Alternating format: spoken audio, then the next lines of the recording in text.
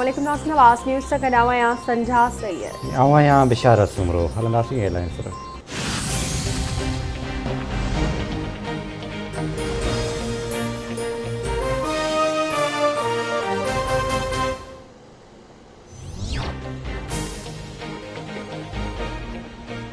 वज़ीर आज़म इमरान खान पारां corona virus सबब मुतासिर भारतीय अवाम सां एके जो इज़हार। वज़ीर आज़म इमरान खान चवे थो भारतीय शहरी कोरोना वायरस जे ख़तरनाक सूरत खे मुंहुं ॾेई रहिया आहिनि। कोरोना मुतासिरनि जी सिहतयाबी लाइ दुआ गो आहियां।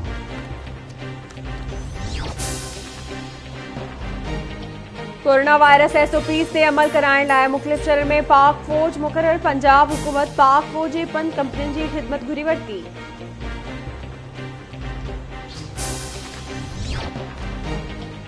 मुल्क अंदरि कोरोना वायरस सबब वधीक 157 मरीज़ फोत। फौतुनि जो अंगु वधी 16,999 थी वियो। NCOC मूजिब 24 कलाकनि दौरान 5,998 केस रिपोर्ट। सिंध में कोरोना मरीज़नि जो अंगु 2,76,670। पंजाब में 85,554। बलोचिस्तान में 21,477। KP में 1,12,140। आज़ाद कश्मीर में 16,327 ऐं गिलगित बल्तिस्तान में 5,277 नवां केस रिपोर्ट।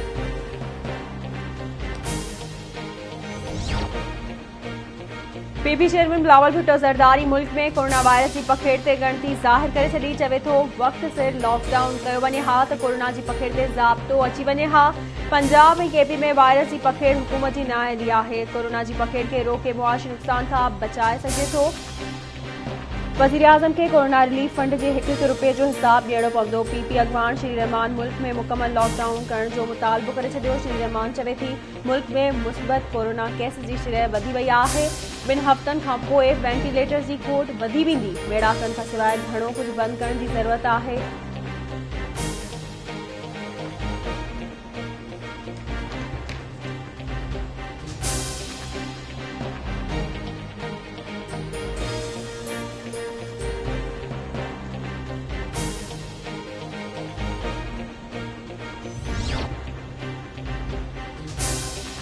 DIG हैदराबाद पारां बबर खानज़ादा ते दाख़िल कयल मेन पीढ़ी केस पूरो करार।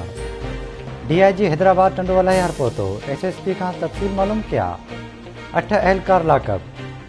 DIG वारसन सां ताज़ियत वारसन जी फरियाद ते केस दाख़िल थींदो। केस दाख़िल कंदड़ समेत 10 अहलकारनि ते क़त्ल केस दाख़िल थींदो। DIG शर्जील खर चवे थो मुंहिंजी जांच कमेटी जी रिपोर्ट अञा जमा न कराई आहे। बाबर खे CI पुलिस गिरफ़्तार करे मेन पीढ़ी जी रिकवरी ॾेखारी हुई।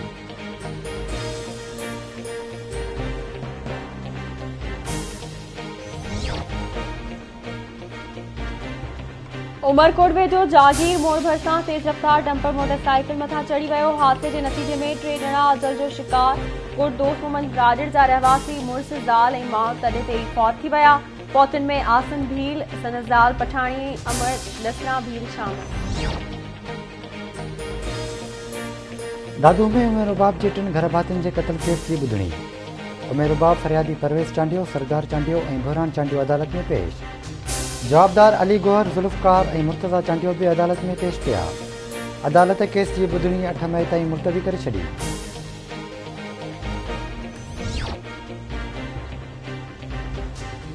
फरीदन में बेदर्दी सां क़त्ल कयल शाइला सियाल जो केस वालिद जी फरियाद ते दाख़िल। जवाबदार मुड़ुस ज़ुल्फ़कार ख़ासकरी ते औरत जे वालिद केस दाख़िल करायो। पुलिस जो चवणु आहे त जवाबदार खे अदालत में पेश करे रिमांड वठी जांच कई वेंदी।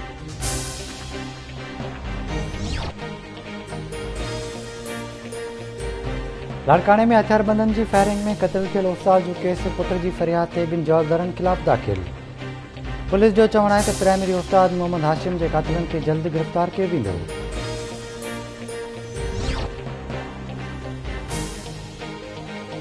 सिंझोरो वेझो गुड याकूब संजाणी में नौजवान नारी जो गलो कपियल लाश ठाहियो आहे। बुलंदशाह करीम वेझो गुड हाजी अब्दुल्ला रिंद मां गुज़िरियल ॾींहुं पुलिसरार नमूने गुम थियल 8 क्लास जे शागिर्द नजू कुमार कोहली जो ॾंड मां तशद्दुद थियल लाश ठाहियो आहे। इतला बाद पुलिस पहुची लाश पुना अस्पताल मुंतक़िल कयो।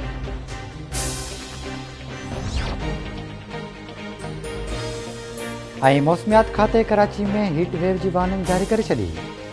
ईंदड़ 2 ॾींहनि दौरान मौसम गर्म ऐं ख़ुश्क रहण जी अकती।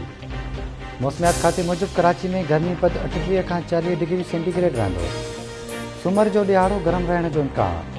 सूमर ॾींहं ते गर्मी पद 37 खां 39 डिग्री सेंटीग्रेड रहण जो इम्कान। ॾींहं जे वक़्तु उत्तर ओलह खां घर में शुष्क हवाऊं घुली सघनि थियूं। सूमर जी शाम जे वक़्त सां मुंडी हवाऊं बहाल थी वेंदियूं।